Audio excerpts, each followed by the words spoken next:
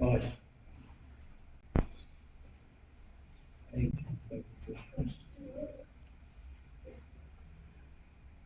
First, we acknowledge that all praise due to Allah subhanahu wa ta'ala, send choice peace and blessings upon Muhammad sallallahu alaihi wasallam, one who sent as a mercy to the world.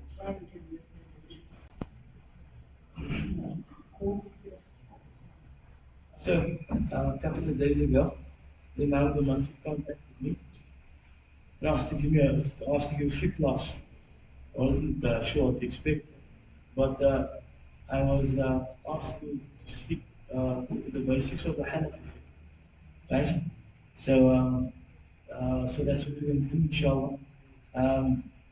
It's a little bit, usually we sit in the Shafi circles, and when it comes to the Hanafi, we just mention the difference of opinion.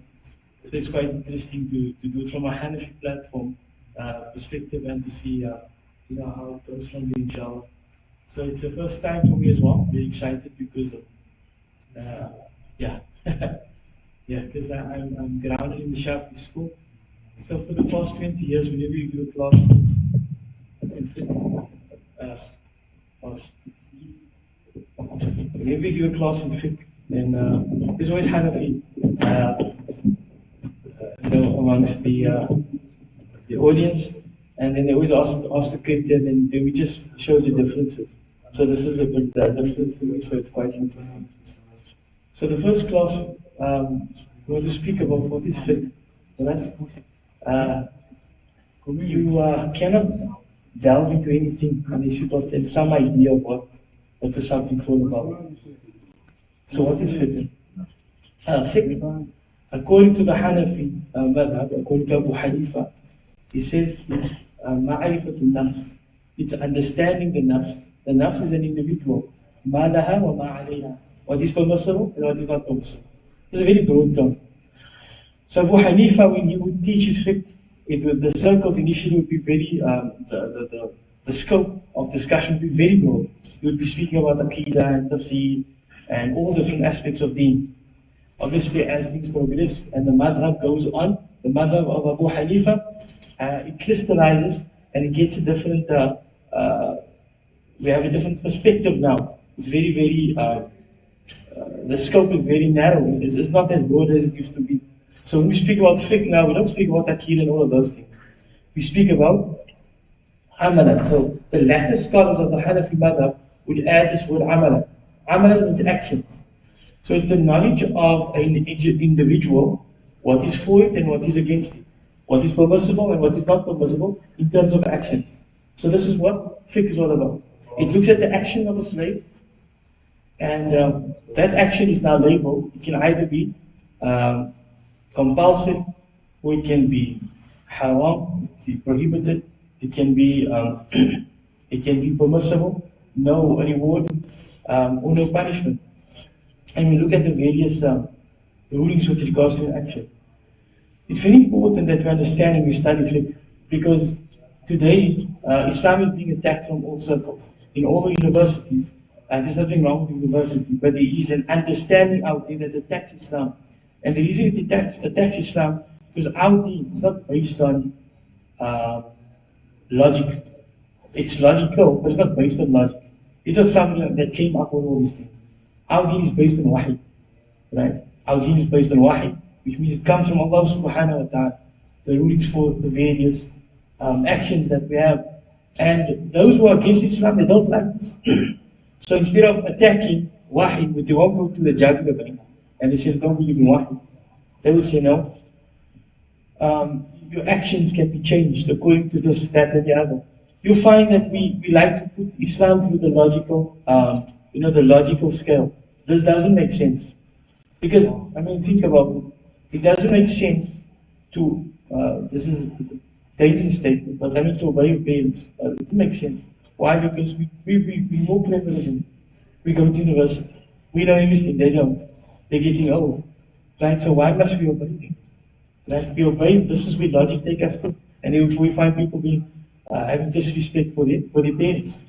But it is Allah subhanahu wa ta'ala that places knowledge and barakah in the respect for parents. You with me? So without the respect that that we need to have for fiqh, then we will crumble. Then what is our deen? Deen is nothing, man. Deen is just what we want. It is just logical. I feel that this, that, and the other. So then if we start acting on what we feel, the problem with that is we have another Lord, not Allah. That Lord becomes our nafs. Because whatever we feel, we follow. So to break that, Allah subhanahu wa ta'ala has placed the rules and regulations. Right? And Allah subhanahu wa ta'ala through His divine wisdom is an outcome to this. There's an outcome to this. So, for example, I mentioned the example of a parent. If you study the verses in the Quran, you find that every time Allah mentions be good to your parents or worship Allah, He says, وَبِالْوَالِدَيْنِ إِحْسَانًا, and be good to your parents. It's as if Allah subhanahu wa ta'ala is teaching us that, today we have we always say that the children are disrespectful. One of the causes of that is we don't teach our children who Allah is. And because we don't teach our children who Allah is, Allah doesn't teach our children where the parents are supposed to be. The idea is to send them to madrasa, to send them to a teacher, and when they send them to the teacher, then the teacher will tell them to respect the parents. We only respect the parents because Allah subhanahu wa ta'ala said so. So that's just a bit off the topic, but it's actually on the topic as well. So fiqh is everything we do, what is for us and what is against us, what is permissible and what is not permissible in terms of our actions. So just another thing I want to touch on as well before we go into the actual fiqh. What is a madhab? We need to start, Today we need to understand what a madhab is because the madhab is being attacked. What do we understand about madhab? What is a madhab? I'm taking so I can take a break, my throat is recovering from. Excellent, the schools of thought, right? What would you liken? It's a very good answer. It's a school of thought, but is there an example in our society that you can say is like a madhab? Because look, schools of thought, right? You get, let's say you want to do something and this one says that one says this. Those are also thoughts, right? But you said there has to be schools of thought.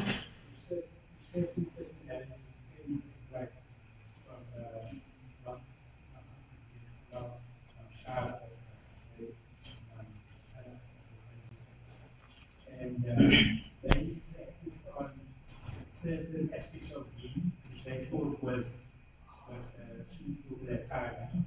As Abi wrote, the students came up to make that's how. So beautiful explanation. Beautiful explanation. So these are not any individuals. They are.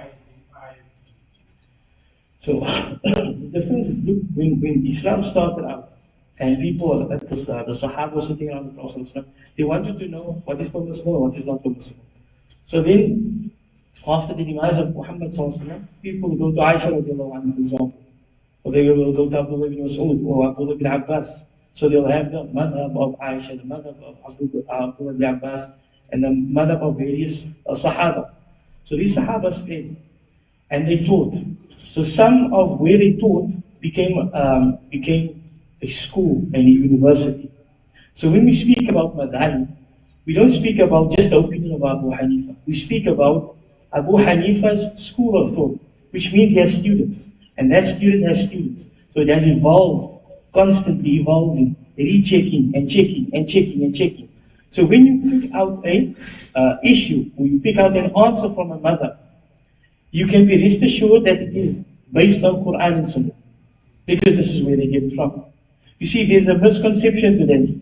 Why do we need, if you look at the various madhab, they have difference of opinion, right? They have difference of opinion. Sometimes in a madhab, there's differences of opinion. So when you look at this first working, this doesn't make sense. There's one Allah, one Nabi, it's one Ummah. We must be following one thing. The hadith must be one. It seems as simple as that. But when you find that they're all taking from the same hadith, but because they have different methodologies of extracting law, different methodologies. Give you an example. Aisha radiallahu anha, she wakes up. She's worried with her husband, right? She can't see. So she feels around in the room and she touches his foot. Just by way of example. She touches his foot. Now, she realizes in Salah. That's why he's not moving, that's why he's not responding. Right? So when she touches his foot, and this is again just a very simple example. Abu Hanifa, rahmatullahi alayhi, radiallahu anhu, said, look, Aisha touched his foot in Salah, and he continued making Salah. Therefore, if you touch, if the wife touch husband, it does break the wudu. Right? So this is the hadith. Does Imam Shafi reject the hadith like this? No. He says, look, the Prophet was known to wear socks. He was known to wear jawrah. So the possibility is there that he had a sock on. The possibility, with other dalil, to give you a simple example. Then the response of the Hanafi Madhab says, look, if you're going to open the door of possibilities, then anything is possible. Then why have the hadith? You understand what I'm saying? So this is, you find they come up, they take the same proofs, but they come with different answers. So if you were to apply the Hanafi methodology of extracting hadith, law from hadith, you'll come up with a Hanafi law. If you apply the Hanbali method of extracting law from the same sources, you come out with the Hanafi laws. You with me? So there's methodologies, I'll answer now, there's methodologies of extracting law from the sources. It is a misunderstanding to think that we can go, it's like you go to a pharmacy. You go to a pharmacy and tell them, look, I got a headache, massive headache. And the doctor said, look here, our pharmacist take this tablets and that tablets. Can you tell a pharmacist? No, I don't need to tell them. I want to read from your books and I'll sort myself out. No, I don't need pharmacists. We won't do that to a doctor. Why do we do that to scholars? We don't tell them, I'll go straight to Bukhari. I'll go straight to Muslim. Yes, the hadith is authentic, no problem. But do you have the equipment that Abu Hanifa had, that Imam Shafi had, Ahmad ibn Hanbal had? Do you have that experience to extract that law based on this hadith, this hadith, putting all together, putting some things in perspective, in context, and then extracting a law? That is something that is, and it's not just one man, it's schools of thought. Right? So when you practice from a madhab, you can be rest assured you are following Quran and hadith, any madhab. So if you take any mas'ala from the Hanafi madhab, you go to the books, the first thing you're going to see is, what hadith is this based on? You'll find the hadith over there. So we cannot just cancel Abu Hanifa out and go straight to the hadith, because his understanding is his interpretation of the hadith. And if you take his understanding away, then we're finding our own interpretation. So a madhab is a means of facilitating ease. It's making things easy for us. You got the headache, you don't need to study to be a doctor. Just go to the pharmacy and say, look, I got the headache. Your sinus is blocked, just go to the pharmacy and your sinus is blocked. You don't have to study what is the sinus, and what different type of medications, and So this is what the madhab, it gives us an easy method or easy answers for the fiqh that we are looking for, the ruling of the actions that we are doing. So that is what the madhab is in a nutshell. Madhab, there's crystallizations, there's various, it went through various stages, right? It went through various stages throughout the ages. Thousands of scholars, right? Thousands of scholars. And then tarjih is made, meaning there's difference of opinion in the same madhab, which one are we going to choose? There are scholars in the madhab that facilitates that for us as well. So a madhab, again, it's a very easy, it provides us a very easy methodology of understanding. What breaks the wudu? You ask Abu Hanifa, I'll give you this, and this, that breaks the wudu. You don't have to study Arabic. You don't have to study tafsir. You don't have to study hadith, all of those things. And then compare this hadith to that hadith. Why don't we accept this one? Why do we reject this one? What are we going to answer to this hadith? How do we interpret this verse? So they have done all those things for us. So it's not that we are stopping anybody from learning them. It is just like a baby. Takes a few steps. A baby don't have to, we are, how sure we that this roof won't fall in? Like now, this roof can fall in and you're sitting in. How do we know the architect? We're just placing our trust in the architect. Nobody studied architecture. I'm just guessing. So we don't know the blueprints of this masjid. How do we know it is stable? How do we know we're not going to fall through the floor? So we need to make what they call taqleed.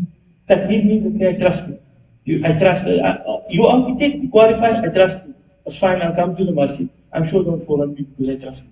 So this is what a madhab and a mujtahid is. So mujtahidun are the four that have survived. There are many mujtahidun. There's a few that survived, but the four that is most famous is Imam Shafi'i, Abu Hanifa, Ahmad ibn Hanbal, and Malik ibn Anas. Why then? Because their schools has lasted. There was universities, and the universities last throughout the ages. So now we can trace right back to them. As for the others, they might have been as strong as them, but Allah subhanahu wa ta'ala made it that their madhab did not survive. Okay, so just over there I'm going to stop, and if there's any questions. That is it's a hectic question today because there's people standing up and saying, just leave all this madhabs over. Why was it follow Imam Shafi? Follow the Prophet. Why was Ahmad? Follow the Prophet. It's a misunderstanding. We are following the Prophet. If we're just going through Abu Hanifa, we can be rest assured that we're not getting the thing along. You can be rest assured we get it. Otherwise, you can just go to the pharmacy and just, this tablet looks nice. It's a nice tablet, nice color. This one looks just right for me. We won't do that with regards to our bodies, so we should not do that with regards to our deen. Any questions?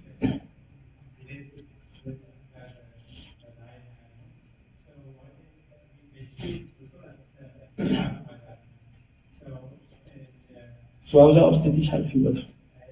I was asked to teach Hanafi fiqh. Okay.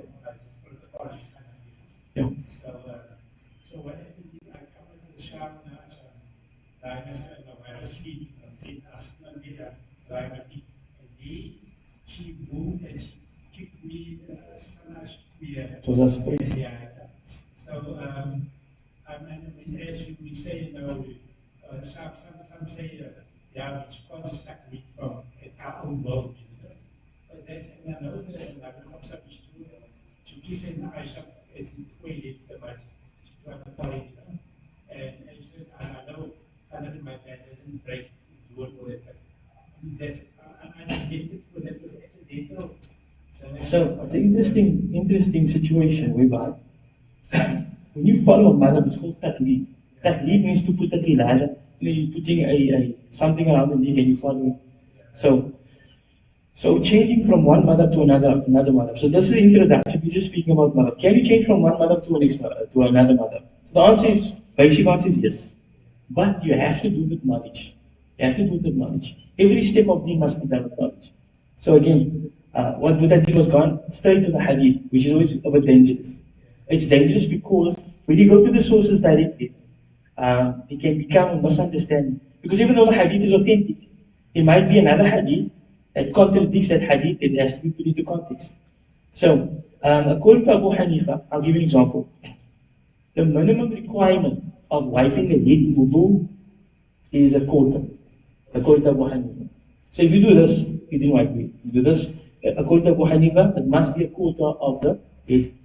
Right? I'll tell you how we came to that in tonight's class, inshallah, how they came to that. They came to the same verse, difference of opinion. According to the Shafi'i madhab, the minimum requirement is to touch any part of the head. Whether it's washed, whether it's white, any requirement, right?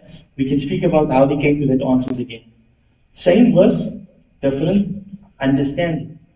So, if you take wudu to the minimum requirement of the Shafi'i, when I say minimum requirement, both Abu Hanifa and Imam Shafi'i says, look, the Prophet doesn't white his entire head. But they want to know if you're sticking to the minimum requirement, don't do the whole thing. You just want to do the bare minimum. So the bare minimum, according to Imam Shafi'i, is like 3 strands of hairs, or the amount of that. According to Abu Hanifa, a quarter. You with me? So now let's say I take wudu according to the minimum requirement of Imam Shafi, which is I just touched. Now my wife touched it. Right? Now I say, you know what, I'm going to make taqleed of another mother. I'm going to follow another mother. I'm going to follow the mother of Abu Hanifa, because Abu Hanifa says it doesn't break my wudu. There's a problem over there. This is called talfiq. Talfiq is a clash. Because according to Abu Hanifa, you never had wudu in the first place. You with me? Because you did the minimum requirement. You didn't do the minimum requirement according to him. And according to Imam Shafi, you just broke your wudu now. So according to both scholars, you just broke. You don't have wudu. You with me? So yes, you can change from one madhab to the next madhab, but it must be done with advance. Then it's fine. In that case, it was fine. Yeah. So one can change from one madhab. Well, the scholars don't recommend it because it's as if you're playing with them. So the idea is to stick to a madhab, whether you Shafi, Hanif, whatever, stick to one madhab. But when your madhab puts constraints on you, the madhab is not there to make life difficult. The madhab is there to make life easy. So now you're working in a shop, you're touching your wife the whole day, and the whole thing must take wudu. I can tell you, okay, there is another opinion out there. And there's nothing wrong with following that. But these are the rules and regulations to follow that. So, that's a bit about them in madhab.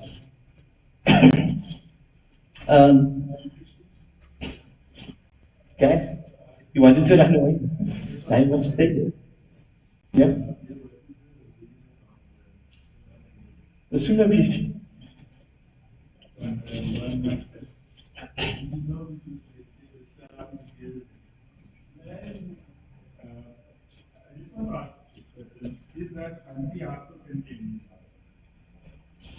So this is the reason why we're speaking about this, because you get something that's called muta'assib. Muta'assib is fanatical.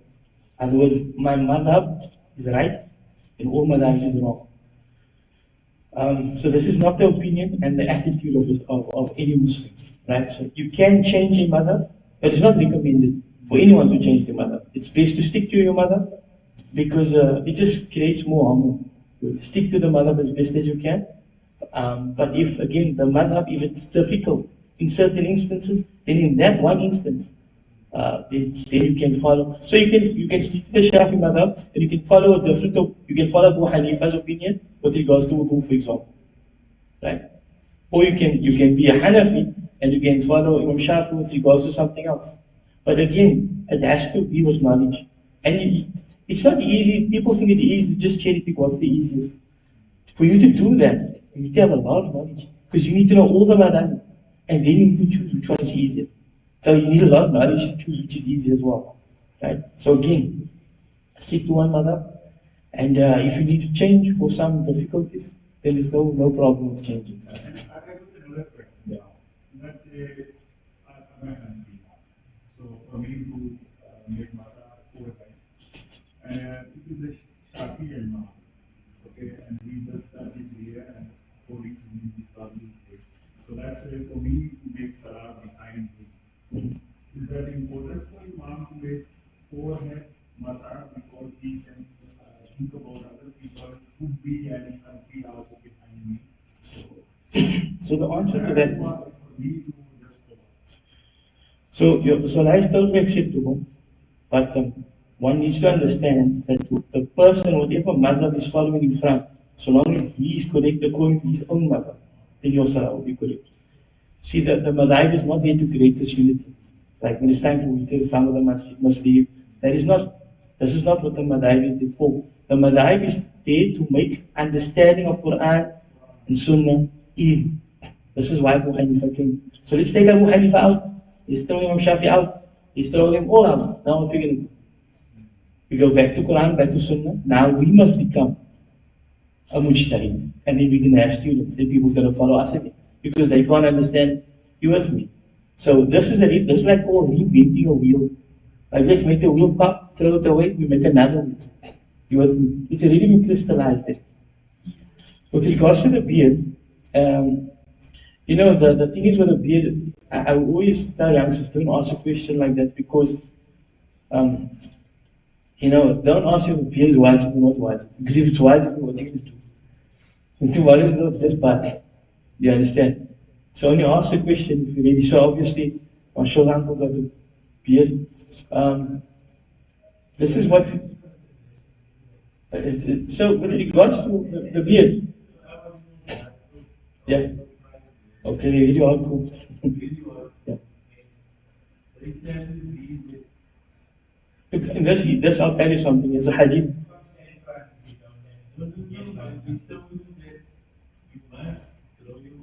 Mhm.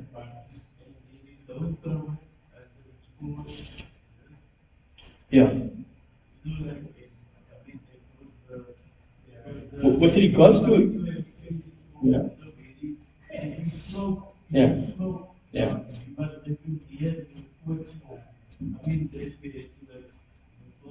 Yeah. So those places, these places for that in the chapters of fiqh, but I'll allow the discussion on because this introduction. So the beard is mukhtalafun fi. In other words, the length mukhtalafun in terms of what is permissible, what is not permissible in terms of the length of the beard. Right? However, when it comes to this masala, there is one hadith, this particular issue, where a man was walking towards the Prophet. It was a delegation from Rome. And the Prophet looked up at him, then he did this. He looked away and he frowned. Right? And then afterwards they asked the Prophet, why did you frown at this delegation? So he asked, who told you to shave your face and grow the mustache? So they said, look, our king told us to do that. Then the Prophet responded, my king ordered me to lengthen the beard and shorten the mustache. But again, it's not something that we should play with or whatever and look down at the side. But it shouldn't be a means of judging someone else. If you see a man making salah, fronts off every day.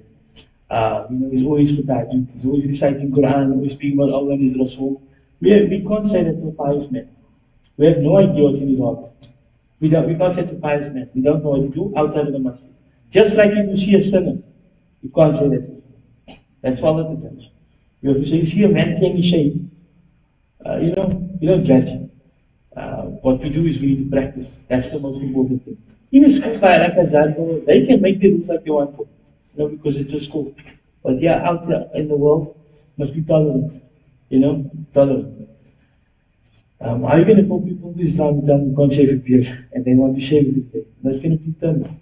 Let it come as it comes naturally, inshallah. Alright, so that's a bit about, let's speak about Abu Hanifa. Just a quick glimpse of his history. What is it?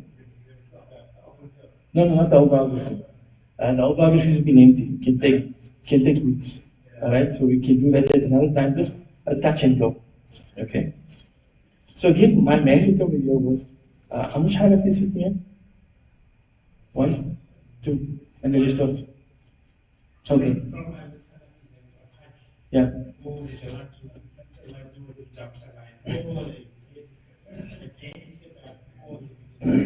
So it's good to be fanatical about your mother. Means you must champion it. This idea of changing mother, I also just like willy nilly. Almost like, man, I'll just change mother like I want to. So let's respect both. I'm going to write a book and I'm not joking. Shafi. I'm Shafi. But in this class of Hanafi. Until then, I go for shy.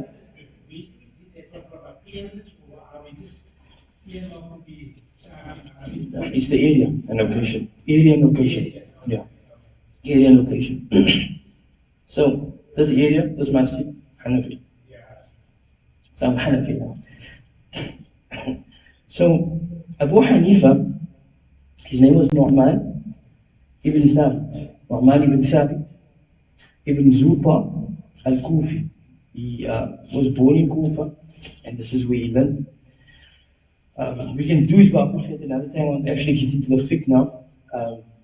So you'll find that the Hanafi madhab is strongly influenced there in Iraq, in Turkey, Afghanistan, Pakistan. That's the area. Abu Hanifa was not a lightweight at all. It's a very powerful figure in terms of knowledge. He came from a very wealthy family. So you find that Abu Hanifa was very wealthy, and on the opposite side of Shafi was very poor. He used to write in bones. He didn't have pages, he used to write in bones and throw it in a hole. As for Abu Hanifa, he came from a very wealthy family. He inherited his father's business as well. Okay? It just shows you when wealth, when you have wealth or you don't have wealth, it doesn't change the condition of the heart. This is understanding, the more poor you are, the more pious you are. That's false. If Allah gives you a lot of wealth, then He gives you a lot of wealth. You can't say, Allah, I don't want this wealth. This is the wealth that Allah has given to you. And it's a test. Just like if Allah takes the wealth away from you, that is also a test. So he's known as the Faqih of Iraq. He's the Faqih of Iraq. Just something about Abu Hanifa.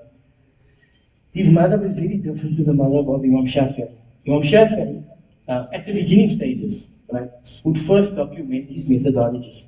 Right? He would document his methodology of how he extracts law. Right? Abu Hanifa wasn't known to document his methodology. So he would give fatwa.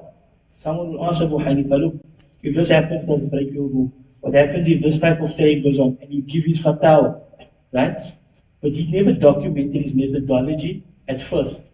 Okay? That would come afterwards. In the Shafi madhab, they would document the methodology first. So it would be very codified in terms of, this is the methodology that we're going to use to extract this law, and then they go and extract it. Okay? I think we can do the biography of Abu Hanifa at another time. Now we can go straight into the fiqh. All right. Thank you, Sheikh. Yeah. So Imam Shafi got an interesting biography. So I don't know how to take this for the Shafi mother. He was born in Gaza, he grew up in Mecca. He studied under Malik ibn Anas for almost 16 years.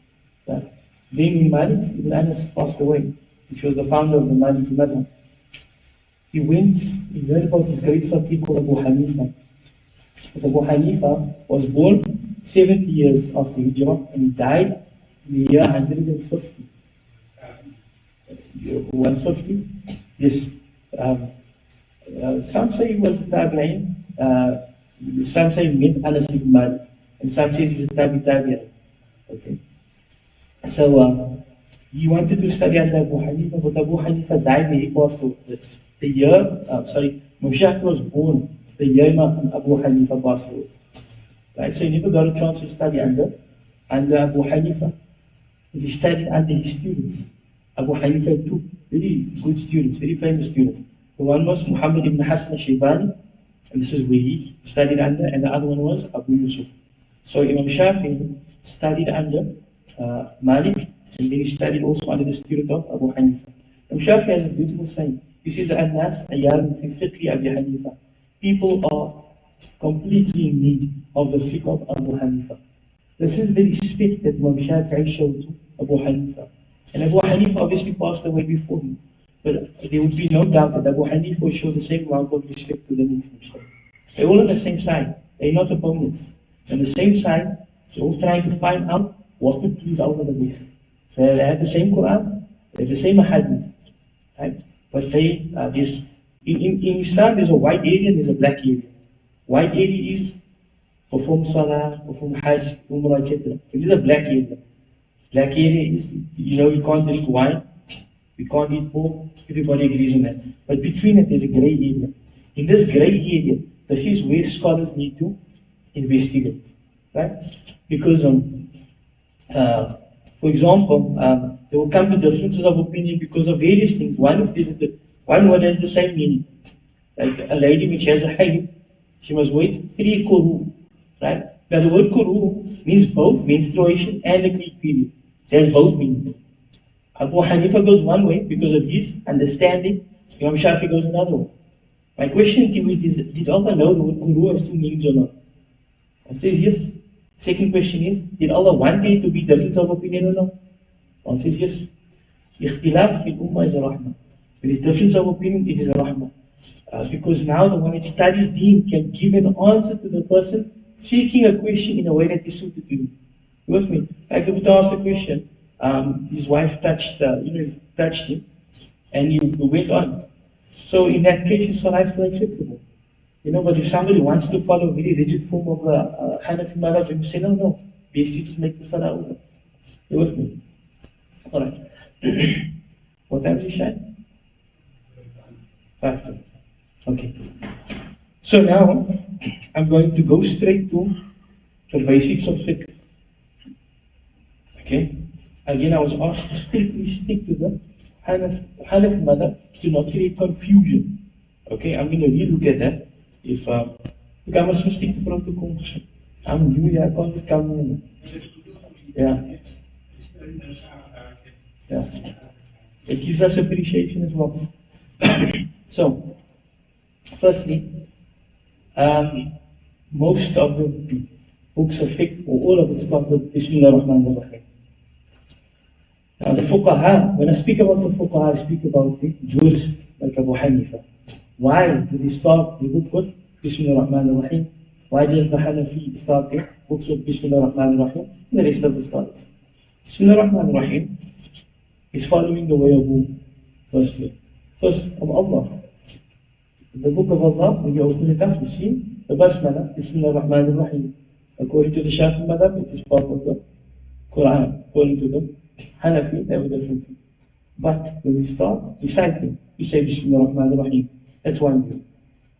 Another view is, the Prophet says, whatever doesn't start with a Basmala, it is cut off. If you don't say Bismillah before you do anything, then the barakah of that thing is cut off. What does Bismillah actually mean? So, B actually means not in. There's a word in Arabic for in. You know what that word is?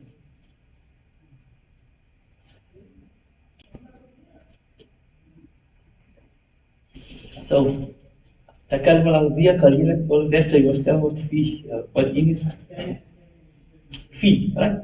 The word in is fee. The word be means with. Okay? So, for example, I say aktubu, I'm writing, be with al-qalam, with a pen. So I'll use the word be. I won't say fil qalam, in the pen. I'll say bil qalam. In other words, I'm writing with the aid of a pen. So here this baya is for aid.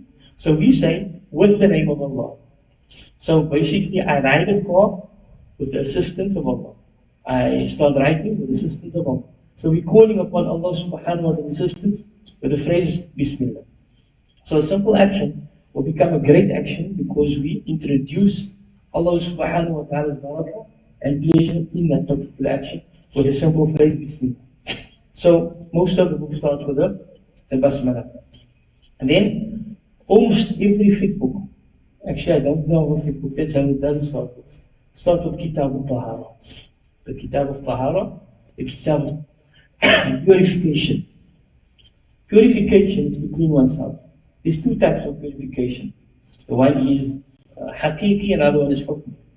Haqiqi means if you're dirty and you wash yourself, you wash the dirt off your hands, then you have actually cleansed yourself. Haqiqatan means literally. Then there's hukmi. Hukmi is you're not actually dirty. There's something on your limbs that is spiritual that is preventing your salah from becoming acceptable. Otherwise you don't have wudu. You with me? So this is called hukmi. So hukmi, so if you don't have wudu, you're in a state of hadath. If you don't have wudu, you're in a state of hadath. So you need a wudu to take yourself out of that spiritual impurity, to put yourself to a spiritual purity, so that salah can become permissible. Right? That is called spiritual cleansing. So the spiritual cleansing is of two. You get the small one and the big one. The small one is when you need a wudu, the big one is when you need a ghusl. So again, tahara is cleanliness. Cleanliness is of two categories. Literally, when you need to clean yourself, and also, it's a figuratively. When you're not, like you came out of a shower, you swim, you still take wudu. Why? Because you don't have wudu, you can take wudu. You're not spiritually clean. Alright? So, why start with Kitab Ta'ala? Firstly, mankind was created for what? وَمَا خَلَقَتُ الْجِنَّ وَالْإِنسَ إِلَّا لِيَعْبُدُونَ. So we have one purpose, and that purpose is ibadah. That's the only purpose we were created for. But yeah, ibadah is very broad. Some people like to restrict ibadah to the masjid. They think salah. And they don't take it towards their business. When they come to their business, no ibadah. Everything in life is an act of ibadah if we do it for the sake of Allah subhanahu wa ta'ala. Take Abu Hanifa, for example, a very successful businessman. And yet, the way he conducted his business brought him close to Allah subhanahu wa ta'ala. So it's not to say if you have a business, if you're a dentist, or if you're in university, if you're in a school, you're not close to Allah. You don't have to come to the masjid to meet Allah. Allah is wherever you are. And this is the understanding we need to have. So ibadah, yes, we were created for ibadah. That's salah, zakah, etc. But we were also created for ubudiyyah. Be a slave wherever you are. Be a slave when in the presence of your parents. Be a slave to Allah when in the presence of your siblings. Be a slave to Allah in the presence of your wife and your children and your friends and your family. Constantly be connected with Allah subhanahu wa ta'ala. If you're going to restrict Allah to the masjid, to Makkah, to Medina, then you're going to end up worshipping. For example, فَلْيَعْبُدُوا رَبَّ هَذَا الْبَيْتِ. This is worship the Lord of the house. Don't worship the house. Some people feel they need to go to Makkah to get close to Allah. Right? Bring Allah with you in everything you do. So, if our purpose for creation is ibadah, there's different types of ibadah. There's ibadah that happen once in a lifetime. Like what? Hajj. Then there's ibadah that happen once a year. Ramadan. Then there's one that happens once a week. Jumu'ah. Then there's one that happens every single day. And multiple times a day.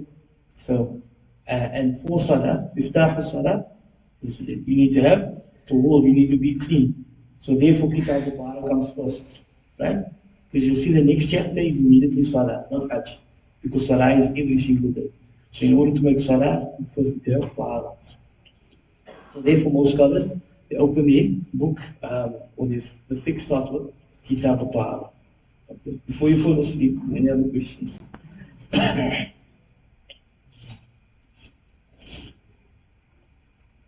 Alright. So, yeah. I'm so sure I hear.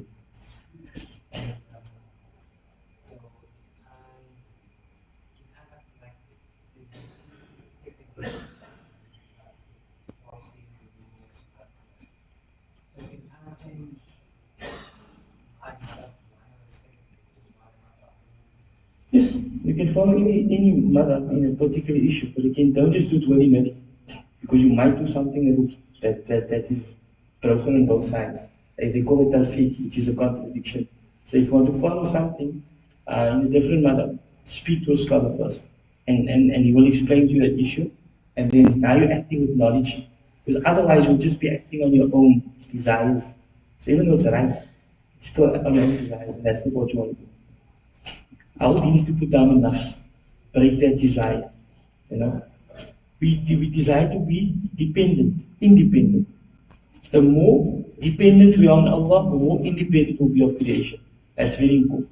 Okay? The more dependent we are on Allah, the more independent we will be in terms of creation. So,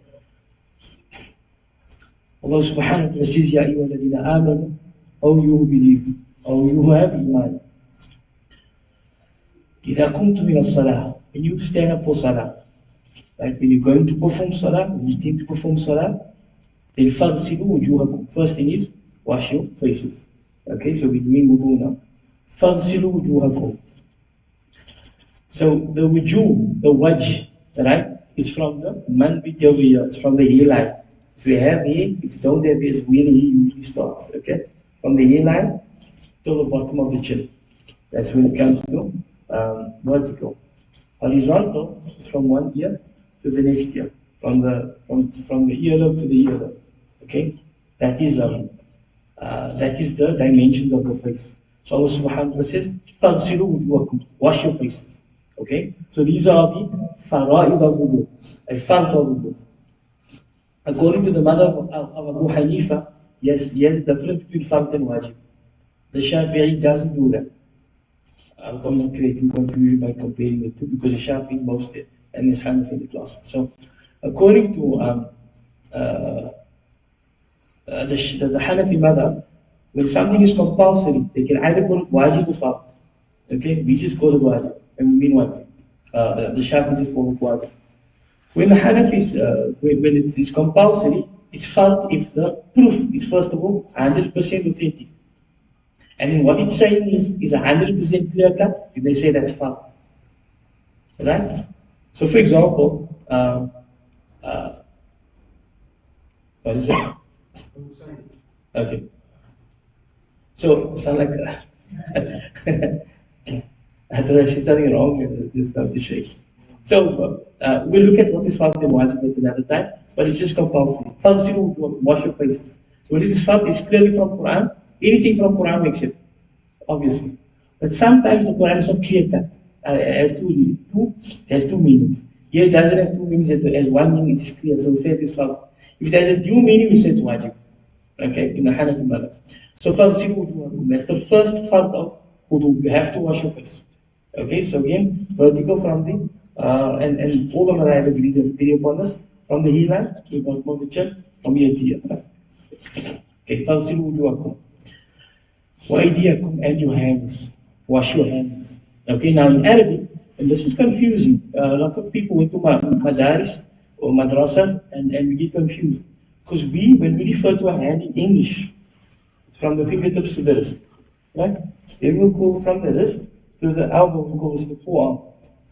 And from the elbow to the shoulder, we call it the upper arm, right? Now in Arabic, yad means from the elbow, from the shoulder to the fingertips. And the whole thing is there, right? So when we say you have to wash your hands, right? It means everything. But we need to obviously see up until way. So, وَأَيْدِيَكُمْ, and wash. You know, when I went to Madrasa, they said it's compulsory to wash your hands. So you wash your hands. My arm thought it was forgetting it. So I'll just wash it. And I wouldn't include my hand. So that confusion is still there among some people. So you have to wash your entire arm up until the elbows. So wash your faces, وَأَيْدِيَكُمْ, and wash your arms. Okay? Wash your arms again from the fingertips until and including the elbow. Okay? Imam Abu Hanifa and Imam Shafi, they include the elbows, not up until the elbow, it's including the elbow bone as well. Okay? As a matter of fact, if you go higher, you get more reward. Okay? So, وَإِيدِيَكُمْ إِلَى الْمَرَافِقِ. Therefore, Allah puts a stipulation. Don't wash your entire arm. Wash your arm إِلَى الْمَرَافِقِ, until the elbow joints. Now, when you say ila until, it means including the elbow joints. Okay? وَإِلَى الْمَرَافِقِ. Then Allah says, وَامْسَحُوا بِرُؤُوسِكُمْ. Wipe your heads. وَامْسَحُوا بِرُؤُوسِكُمْ. وَامْسَحُوا بِرُؤُوسِكُمْ. Make mash of your head. Okay, and this is obviously where differences of opinion comes in. وَامْسَحُوا, wipe your head. So Abu Hanifa, when he says B, interesting, this is how the Hanafi pulls out this masala. B, it says for ilsaq. Ilsaq meaning whatever you're going to wipe, what is mentioned that you must wipe your head, right? So how are you going to wipe your head? With your hand. Okay, you have to wipe your head with your hand. So if you put your hand on your head, right? Usually it covers a quarter of your head. Okay, usually it covers a quarter of your head. That with the hadith, with the Prophet wiped upon the forelock, which is usually also a quarter of the head. So therefore, the Hanafi says the minimum requirement of wiping your head is a quarter. Right? This is where they get from the same verse. Wipe your heads. Okay? So therefore, the minimum requirement for you to make mash or wipe your head is a quarter. And then وَأَرْجُلَكُمْ, and your feet. So wipe your head, right? If you read it in English, it seems strange. Just wipe your head and your feet. So it's as we can make mash on the feet as well. Right? But that's not correct. Because there's a fatha, وَأَرْجُلَكُمْ, right? وَأَرْجُلَكُمْ meaning this connection is to the faces. and to the arms.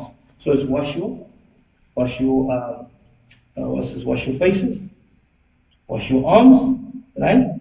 And wash your feet. Okay, because it's connected to the previous two statements.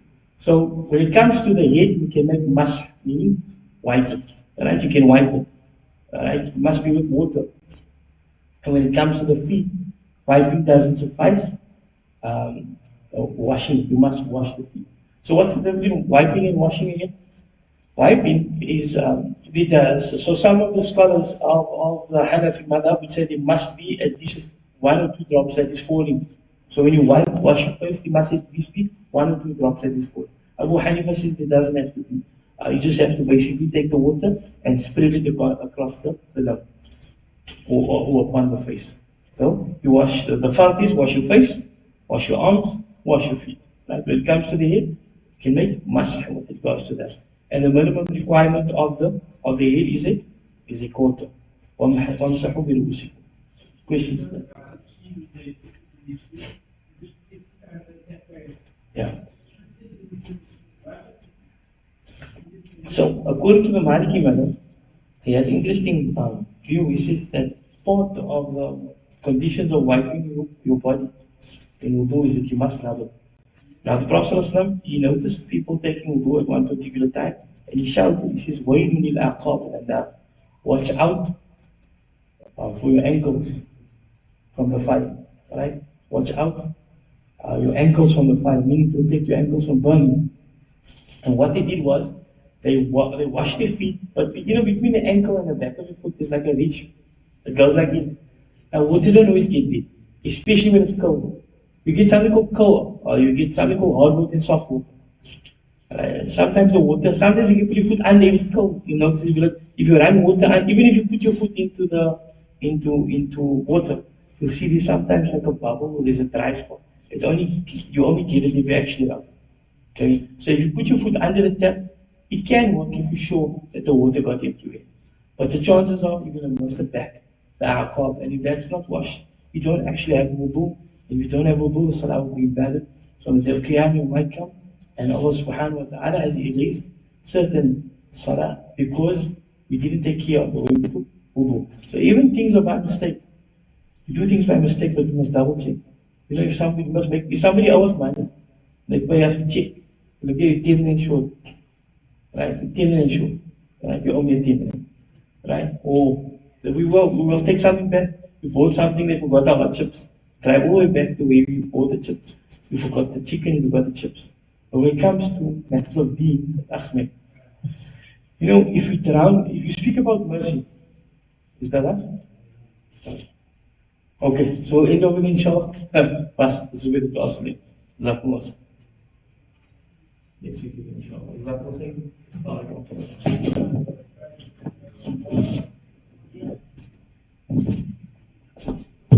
Allahu Akbar, Allahu Akbar.